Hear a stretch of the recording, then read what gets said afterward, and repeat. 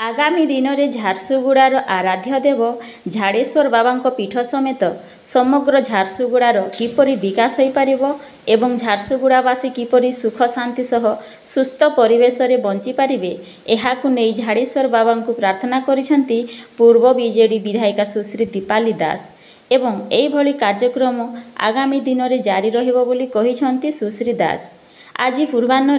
Navdas foundation पक्षर Jhareshwar मंदिर निकटरे परिवेश पई वृक्षरोपण एवं पूर्व बीजेडी सभानेत्री जयकुमारी पटेल स्मृति रे एक प्रार्थना सभा सह वृक्षरोपण मध्य करा जायछि। एही कार्यक्रम रे पूर्व विधायिका सुश्री दीपाली दास समेत दलमत निर्विशेष समाजर भिन्न भिन्न वर्गर बहु नागरिक एवं नवदास फाउंडेशन बहु कर्मकर्ता जोग देइथिले। आज नवदास फाउंडेशन तरफ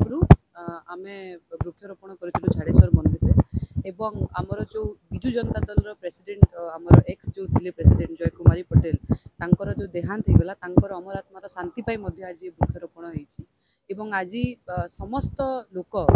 सर्वदलीय होगी आज एठी को आछथि बहुत खुशी लागुछि एवं आगामी दिन रे झाड़ेश्वर मंदिर का डेवलपमेंट केमती हबो एवं झारसुड़ावासी केमिति बहुत भल एनवायरनमेंट रहिबे ता प्रति आमे सब बेले चेष्टा करिबु एवं एमिति प्रकार कार्यक्रम आगामी दिन रे समस्तंकर